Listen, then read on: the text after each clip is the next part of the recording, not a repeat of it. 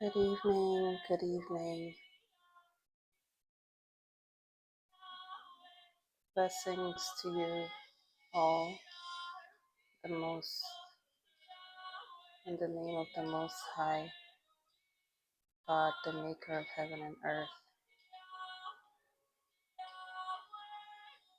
I come today, this evening, with a message for President Trump. Yesterday, the Most High brought to my attention several videos on YouTube talking about you making predictions about your health and how long you think you have to live. I know that you have to be worried because you are human, but I want you to know that the Most High Yahuwah, who put you in place, who put you in the position that you are right now, has you in mind and is in control of everything surrounding you. So you have nothing to fear and you have nothing to worry about, provided that you know and acknowledge who the Most High is, and you are a willing vessel to Him. I was led to the story of Nebuchadnezzar. He was actually a king of Babylon during the time of Daniel, the prophet. Now, Daniel had three friends called Shadrach, Meshach, and Abednego. Daniel and his three friends were actually war captives. They were princes in the lands of Israel. And during war, they were captured and brought over to Babylon.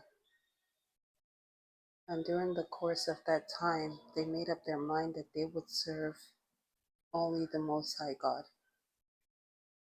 and not the gods of Babylon. And so it came to a point where Nebuchadnezzar had made a golden statue of himself because his heart was lifted up in pride with everything that he had and all the things that he controlled. And so he sought to receive worship from the people that he ruled. And so he commanded them all, as the statue was revealed, that they would all worship him, and that anyone who refused to do so would be thrown into a burning furnace, which was said to be so hot that even the ones who lit the fire were burned and consumed. And so when the statue was revealed and the music played, all the inhabitants who gathered to watch the statue all fell on their knees and worshipped, except for Daniel, Shadrach, Meshach, and Abednego. And so as a result, the king commanded that they be thrown into the fire. But something strange happened as they were being thrown into the fire, or after it had been done. Another man appeared in the fire,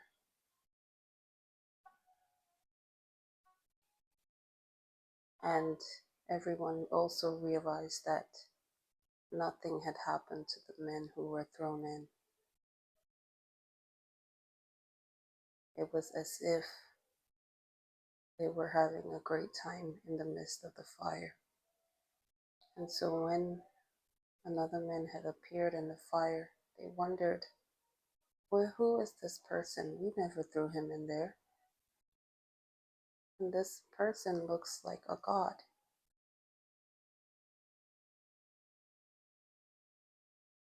And he was indeed a god, because the Most High God has sent his angel to stand amongst those men, to not only be a shield for them, but to be a witness to all those who saw them, that indeed the God of heaven and earth was with them, and that he was greater than the gods of Babylon, including the king himself. As the king witnessed this, he lifted up his eyes and he praised the God of heaven and earth, the Most High Yah. And he said, "Blessed be the God of Shadrach, Meshach, and Abednego, who sent his angel and delivered his servants that trusted in him, and have changed the king's word, and yielded their bodies, that they might not serve nor worship any god except their own God." Therefore, the king went ahead to make a decree that every nation, people, and language in his kingdom would worship this God, or rather, would not be allowed to speak anything evil against this God that those men worshipped, because he knew at that point that there was no other God that can deliver after what he witnessed. And so, in the following chapter, which is Daniel 4, the king himself comes and makes a narration of his conversion. Now, modern day scholars tend to believe that the king was not converted, but rather he was just had an experience. While we do not know who exactly was the author, the verbiage of this chapter points to the fact that the king himself may have wrote it. And you can imagine what it means for a king of a foreign nation outside of Israel, the king of Babylon, to write of his experience and his testimony. And so as I think and I read on this testimony, I think of you, President Trump, because in this testimony, King Nebuchadnezzar talks about how he had had this strange dream about being a tree. He had saw a tree, and this tree was amazing. It had everything in it. It was a massive tree, and all of a sudden it was cut down. And Daniel, who was a prophet at that time,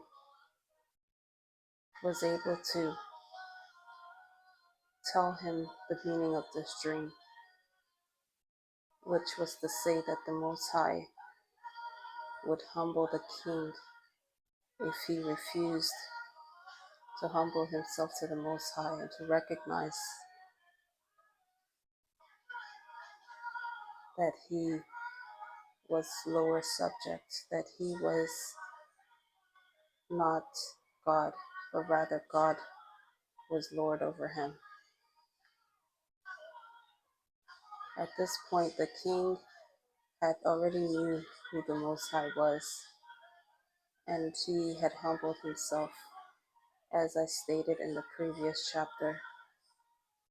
But his heart was still lifted up in pride because he knew that there was no other king at that time that was greater than him. And so he still struggled with who the Most High was and how powerful the Most High was. And so it was clear that the Most High God was going to use King Nebuchadnezzar to showcase to the world his power. And that's exactly what happens, because as the king narrates in this chapter, he talks about how he fell into madness, or what in American terminology we call mental illness. For 7 good years, he lost his mind and he behaved like an animal. He wandered out of his palace and went out into the wild and lived like the animals, until one fateful day after the 7 years had passed, he looked up into the heavens and his mind was restored back to him.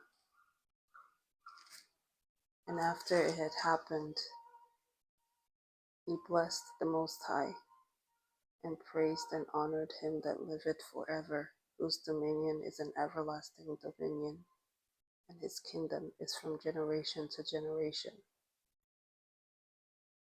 Of all the inhabitants of the earth are reputed as nothing, as he doeth according to his will in the army of heaven and among the inhabitants of the earth. And none could say to him, what are you doing? These are the words of Nebuchadnezzar himself. And so when his mind came back to him, he was able to give glory unto the Most High God.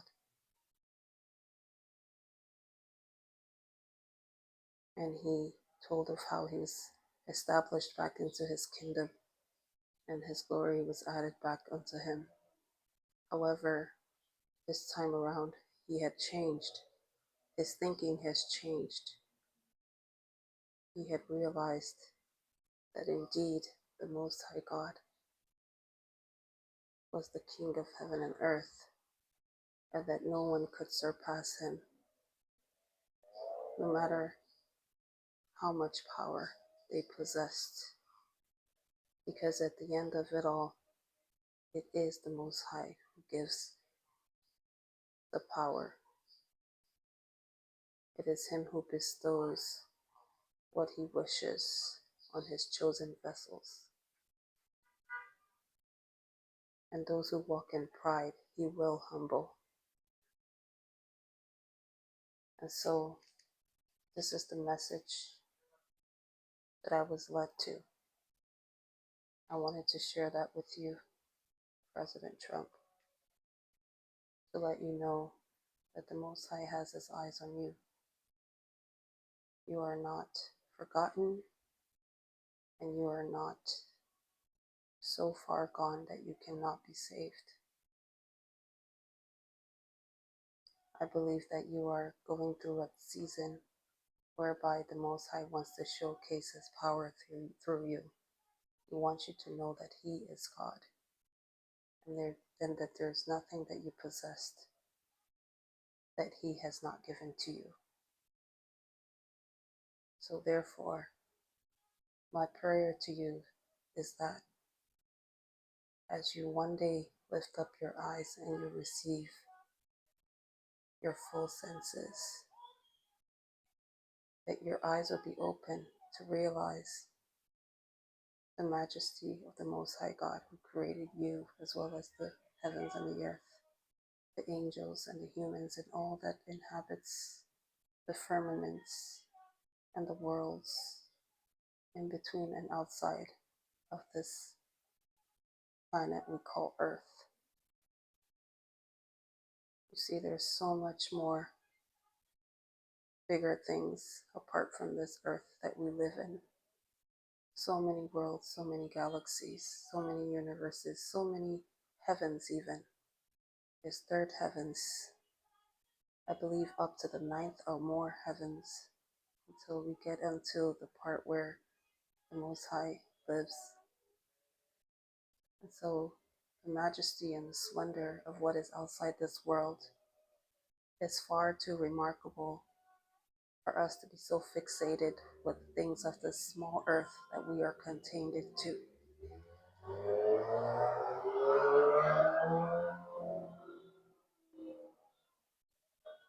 Our spirits were created for more, and this will not be realized until the afterlife. And so I pray that you do not give up hope, but to look unto the Most High God who gave you this position, to know that you will end up exactly as you pray for, as you hope, and you put your trust in the Most High God. And not only that, as you show mercy to those that He has created, to the poor, to those who do not have the same favorable outcomes that a lot of people in the upper echelons have. There are people who did not choose to come into this life the way they did. However, they made the best they could out of their situation. And so it is not up to the rich to judge the poor, and vice versa.